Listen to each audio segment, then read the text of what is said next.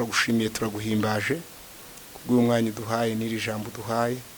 Ahasigaye ndasabira bene data bose babashe kudukurikirana kugira ngo imbaraga z'Imana n'ireme ry'Imana ihumure riva kuri Kristo Yesu igere ku mutima wa buri wese. Ntaba ari twebwe, izina ryawe ryo rihabwa icubahiro mu izina rya Yesu Kristo, amen. Tumabwiza uko bwanditswe na Yohana, tumabwiza bwa Yesu Kristo, ibice bibiri gutangiriraho. Turasoma harehare mwihangane.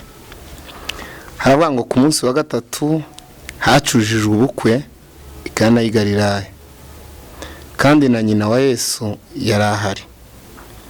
Yesu bamutorana n'abigishwa be ngo batahe ubwo bukwe. Nuko vino ishize, nyina wa Yesu aramubwira ati, nta vino bafite. Yesu aramubwira ati, mujeyi tubigendanyemo dute? Igihe cyanje ntikiragera. Muze gusigara kuri uwo murongo wa 4. Nyina abwira abahereza ati, icyo babwira cyose mugikore. Hariho intango 6 zaremwe mu mabuye zashiriweho kwiyeza, kuko umugenzo w'abayuda waruri. Intango yose irimo inshuro 2 cyangwa 3 z'amazi.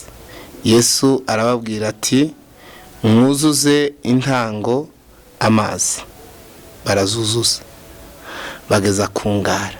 Arababwira ati, nimudahe noneho mushire umusangwa mukuru.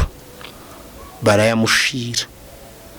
Uwo musangwa mukuru asogongeye amazi ahindutse vino, ntiyamenya aho iturutse, keretse babahereza badashe amazi.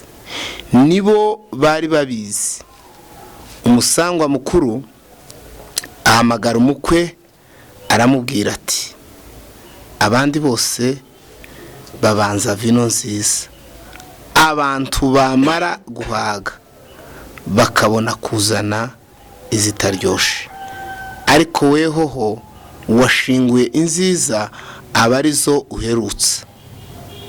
Icyo nico kimenyetso ca mbere Yesu yakoreye i Kana y'i Galilaya, yerekana icubahiro ce, abigishwa be baramwizera. Amen. Turashaka kuzuza iri somo rivuga ngo nyuma y'ikigeragezo hariho isaha y'Imana, cyangwa se habaho gutabarwa n'Imana. Isaha y'Imana rero hari igihe abantu bayibeshaho kubera ko bayitekerereza mu mitekerereze yabo, ariko isaha y'Imana kuko yiswe nyine ngo ni igihe c'Imana. Yesu yakoresheje ijambo aravuga ngo tubigendanyemo dute mujeyi kwigihe canje kitaragera. Ukuvuga ngo hari yari igihe nyirizina cyangwa ngombwa agomba gukoramo. Abantu bose bageragezwa bakagombye kumenya kuko kwisaha y'Imana hatarenze umunota umwe, hatabuze umunota umwe, Imana hari icyo izakora. Ariko ntekereza kuko Imana ishaka gusubiza imaze gutunganya ibyo yashakaga gutunganya byose, cyangwa abantu bageze ku rwego bambona bose ko ari Imana koko. Kubera ko hari ahantu wakenera ko Imana igusubiriza, Imana ntiyemere kugusubiza kuko aho hantu ishimwe ryayo ritagaragara. Muri mvye yaravuze ngo isaha y'Imana nibanga ryayo. Abantu benshi Imana basubiza ahantu bamaze kwiheba pe.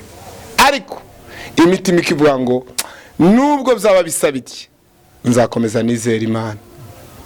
Imana ikaza ishaka kuvuga iki? Bishaka kuvuga ngo ku isaha y'Imana ni mu isaha Imana ibonera mu ishimwe ryayo ryose ryuzuye.